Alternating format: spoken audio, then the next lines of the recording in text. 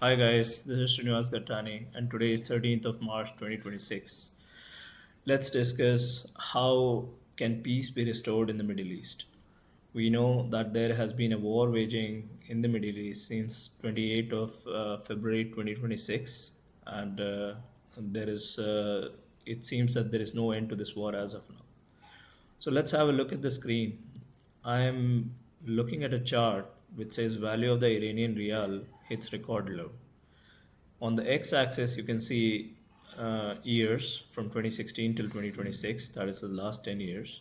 And on the y-axis, you can see reals to USD, all the way up to $1.6 million reals. And you can see the chart. Uh, it's kind of a parabola from 2016 onwards, all the way up to 2026. So I looked up the value of one USD was near about 35 to 38,000 Iranian rial for most of the uh, period in the last few decades. And it used to oscillate in the vicinity, except for the exception of COVID, where it shot up to 1 USD to 200,000 Iranian rial nearabouts. But as the if you see the chart here, you can see that the value has been constantly dropping uh, against the USD, and it is not a small drop. It is a continuous exponential drop.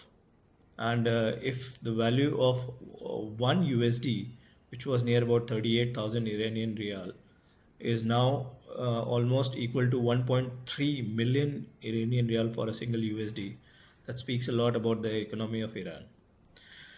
How did this come about? These 10 years are under the IRGC regime, and that is to be noted. So this shows a plummeting of the Iranian economy. And during the same period, many economies in Asia and across the world have grown leaps and bounds. If you see the big economies like China, India, and even America, and some of the European economies, if you see the Gulf region, like the UAE, Saudi Arab, Qatar, Bahrain, all these economies have grown leaps and bounds.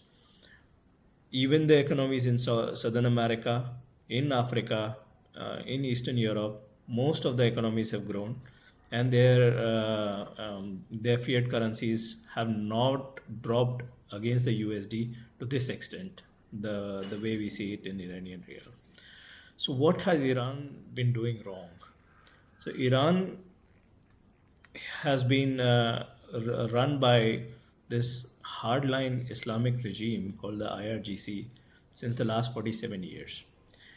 When IRGC came about to power, it was based on morality, it was based on religious fervor that the regime at that time, before the IRGC, was not a true representation of the soul of Iran, and it wasn't. It was discounting the values and the emotions and the beliefs of the people of Iran at that time.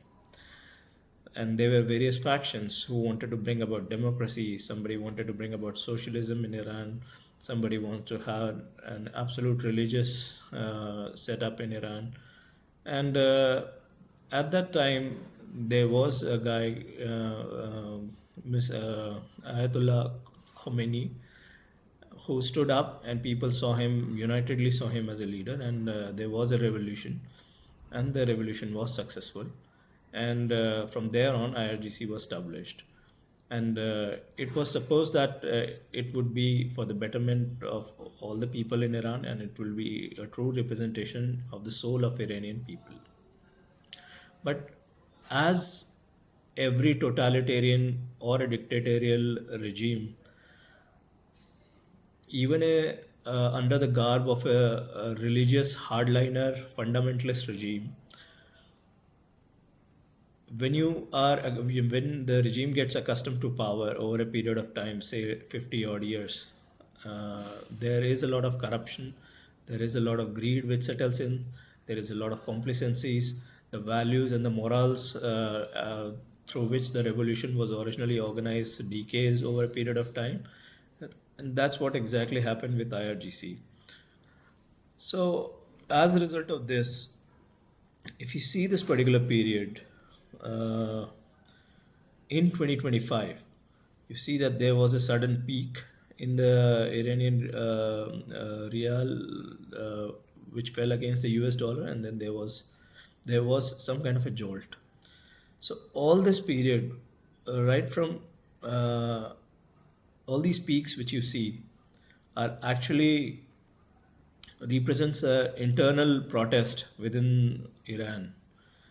These fluctuations show that there was some kind of a protest uprising among the people because they were not happy with the economy, or they were not happy with the rules, because the regime is a totalitarian regime. It might be doing some charity and some beneficiary actions for the people, but overall, for a large nation of the size of Iran, which has got a 92, 93 billion odd people population, it is difficult to make sure that the prosperity reaches everybody in Iran, and especially when you are a regime who has been sanctioned from across the globe, who has been marked as a terrorist state for most of the Western world, and you are not even not integrating with the Eastern world, which is upcoming in terms of growth, and you do integrate with them, but not on the on the mainstream market, should I say. You try to integrate them for your survival in some kind of a black market fashion. And that creates a mentality across all the crowd that okay, we exist in this on this globe, and we do not really need to integrate into the mainstream or with rest of the people. We see ourselves as different, and our religious hardline manifesto, or not manifesto, religious hardline views tells us that we are here preparing for some kind of a second coming, should I say, some, because that's how the hardliners sell it to the people. Now, uh, the world has grown leaps and bounds in terms of scientific progress, which has translated to prosperity among most of the people on this globe. And they have found grounding and happiness, and in whatever they are doing. Most of the people who find prosperity, grounding, and happiness do get away from conflicts, and they focus more of their lives onto building onto what they have prospered on. Okay, and in case you do not get into that route of prosperity, you fall back onto the wrong places, and you start making huge amounts of weapons, or purchasing huge amount of weapons, selling the natural resources of your country, which are finite, by the way. And all this goes into the mentality of the people that yeah, we don't need to subscribe to the view of creating or creating or participating in the creation of prosperity across as the rest of the globe is doing. Now there is a contrast here. You see the Gulf nations, which we talked about, like the Saudi Arab, UAE, Oman, Qatar, Bahrain. All these nations embraced uh, modernizing themselves, and they have set up so many universities, so many education centers, hospitals, and then they constructed roads. They embraced the latest of the technology to extract energy as their natural resources. Then they are also transforming themselves as by creating modernized cutting edge cities, and inviting people from the globe to come and find the best of the vocations, which will help the Earth, the planet to grow. And in contrast, Iran, which is a sizable nation in terms of geography as well as in terms of population, chose not to follow the same route while being in the same region as that of the Gulf nations. So, and this mentality gets you into conflict with more and more people, more and more countries over a period of time. And that's exactly what happened with Iran in the last 50 years. It had a fundamental view of they see the state of Israel as their enemy. They declared it, and even Israel declares Iran as an enemy because of Iran's actions. And then on top of this, Iran, the IRGC regime, went on to enrich nuclear fission material in order to build a bomb, but which they have been denying all this while. They say they are enriching uranium for having nuclear energy. Now, as we discussed in the previous video, is that Iran is already sitting on huge amount of oil and gas as their natural resources, which is their number one source of income. So, if the people of Iran have to have sufficient amount of energy, they have oil, they have gas, and then it's a country which gets ample of sunlight because of the geography which it is in. So it can go solar, it can do wind energy, and the point is they do not need nuclear energy to fulfill themselves. So why are they having the nuclear fission material being enriched over the last few decades? It is to build the bomb. And this speculation has turned to reality in the last 14, 15 days. There have been news where Iran said that, okay, we are sitting on some 500, 400 kilograms of uranium, enriched uranium, which we can use to create some 11 atomic bombs. And so this is exactly what the US, the Israel, and the Western countries have been talking about for so long. And this is the pretext on which the American assault on Iran started on 28th of February. So they were, as soon as the assault started, the very first day, Iran started sending missiles and drones to all the neighboring Gulf countries. And it was a shock to the entire world and including myself. So about 10 countries, near about 8 to 10 countries were bombed near about within a day or two by Iran. And what was the reason for Iran bombing all these places? Okay, first reason is that most of these countries had US military bases established on their soil, and Iran wanted to target the US because US has targeted Iran.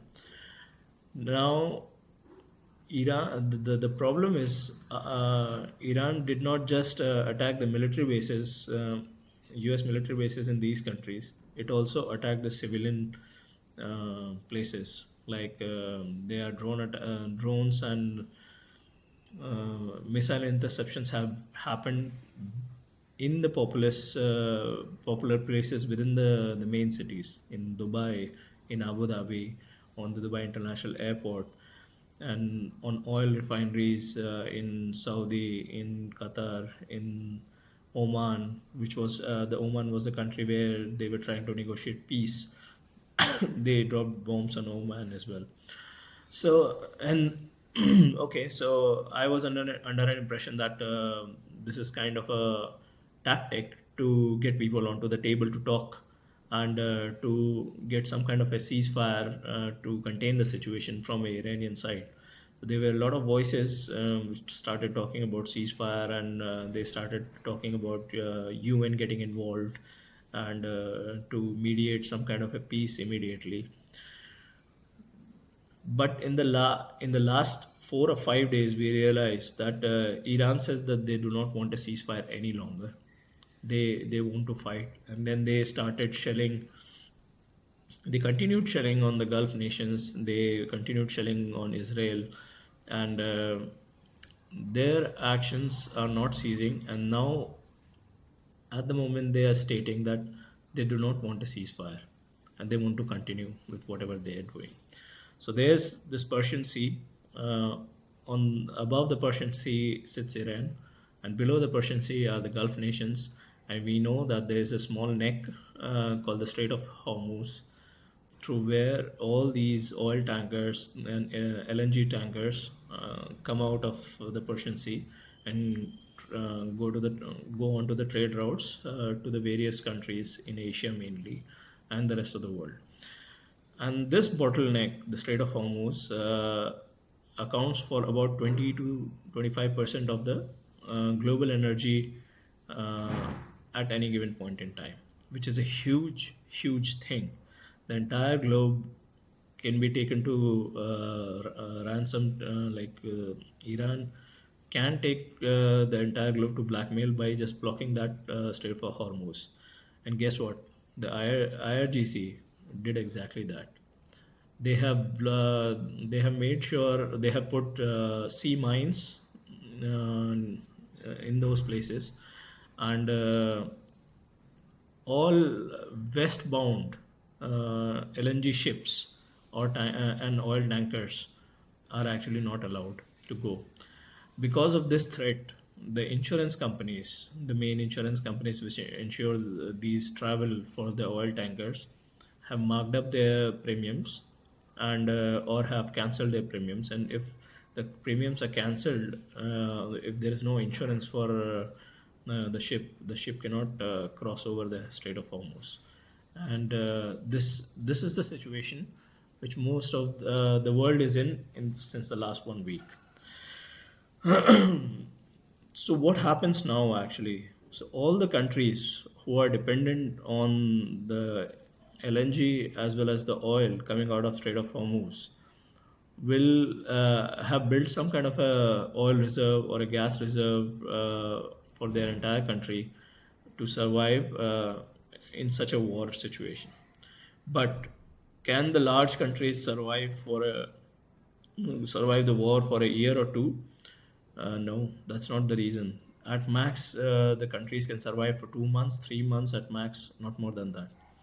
So this is an situation of absolute emergency where IRGC has set up some kind of a blackmail, not only to the nations, Gulf nation, which are producing these oil and gas, not only the companies which are responsible for transporting this, but to a huge section of a huge population of the planet which consumes this on a regular basis. And this can very well trigger uh, an economic collapse of sorts, because as there is no energy access to say 25% of the world which was using it earlier, those economic activities will come down, crashing, and this might trigger some kind of economic collapse. And that's not the worst news. To protect uh, themselves from such an economic collapse, which is just not limited to the Wall Street. If it hits the main street, there will be unrests in all the places where, because oil is something which hits the livelihood of everybody, not only the government or the absolute rich, but uh, to the person who's just riding a car to work, and people who have small businesses who use diesel for commuting their vehicles on which they carry on their trade. So it hits everybody in those economies where the burnt is felt. So as a result of this, to preempt this situation, lot of other countries will get interested in the war, and they want to come and mitigate this risk of war. as we know, on the Mediterranean Sea, the West European countries have already piled up their warships, and to and they are ready to be a part of the war if there is a need uh, arising, and which is arising very soon. And they were on the north of Iran sits Russia, Azerbaijan, Turkey, and other places, which are also very watching this action go on very keenly, because if the situation gets really out of control, they are the first ones to get hit because of the geography they are in.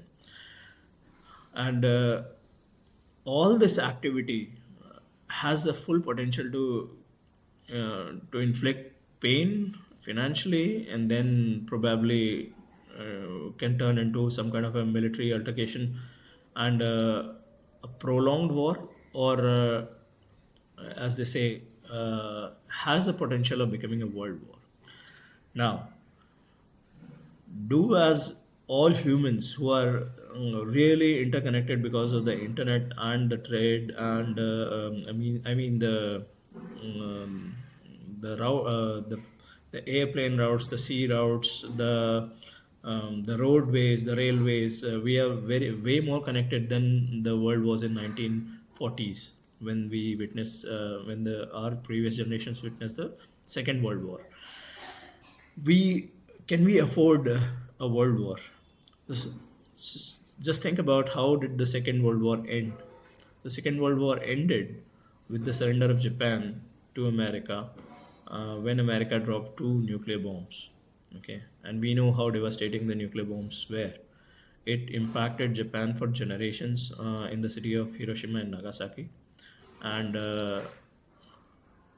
it was so devastating that there has been multiple movies made about this topic, and everybody in the world knows that it's there is there are no winners in nuclear war. And now fast forward to 2026, the the power that the nuclear bomb dropped on Hiroshima and Nagasaki had is nothing compared to the nuclear bombs which we have in today's modern day. And there are so many nations who have it now. In 1945, it was just US that had the nuclear bomb. Now there are, if not 20s, about 50 nations which possess a nuclear bomb, or more than one nuclear bomb, and then which have been piled on top of a hypersonic missile, or a ballistic missile, and they are ready, computerized, ready, with a button available to the head of the states to fire at a moment's notice. But does that mean we should be exercising that? I'm uh, I'm strictly against even a single nuclear bomb going off, because humanity has proven that we have a habit of inflicting pain upon ourselves, and we do not have control on most of the times, on most of the occasions, to devastate our own kind every now and then. So, do we need an escalation from this point in time on the war which we see in the Middle East? I will say absolutely not. We need to have peace. In the last 4 or 5 days, we have seen the Americans in some kind of a tactical retreat. Okay, we don't see much news about attacking more targets, or attacking, downing more ships, or sending out missiles towards Iran. And we see Israel is engaging because it is also facing a huge burnt of exchange from the Iranian side. But overall, the situation is absolutely bombastic. along with the financial collapse which we see on the screen, which Iran is facing, and the kind of modernized weaponry which Iran has built for a very long term war, with the foundational base of a fundamentalist mindset of an Islamic hardliner mindset. This is this situation can lead them to take hasty decisions, or lead them to provoke hasty decisions as well. So, to end this video, I would request, I have an appeal to IRGC. Now we have a new leader for IRGC, and we see there are multiple faces in IRGC who are reaching out to different forums to discuss trade, war, and peace probably. So I'm appealing to all of them, and I'm appealing to the US, I'm appealing to Israel, I'm appealing to the Gulf nations again, that this is a war which can get out of hand, which is already out of hand. But if can we afford, can the world afford a nuclear war? Because this seems to be leading in that direction. All the countries are on the edge. They have demonstrated it. The Western European countries have brought their warships to the Mediterranean Sea. Russia, China, India, all of their large armies and armed forces are on the edge. Do we want to see this escalating? Because if even if there is a financial collapse, it is going to hurt uh, way too many people, and the blood will be on the streets.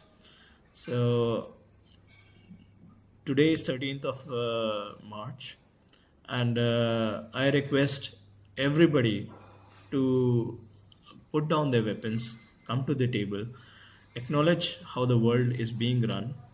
We cannot have a fundamentalist view as the IRGC have for the world as of now, and acknowledge that your economy is in a downward spiral. You might be able to survive by doing a lot of atrocities onto your own citizens and countrymen, which you have been doing in the last 6 months or say more than a year. But we see, the world sees your finger on the trigger, and until unless you fully surrender the nuclear ambitions and all them, you fully seize your um, attacks on the Gulf nations, on Israel, uh, with missiles and drones, and come out to discuss peace, this thing will get out of hand. So make a decision. Uh, you are the ones who can stop this, and your decision is going to be valuable. Thank you so much.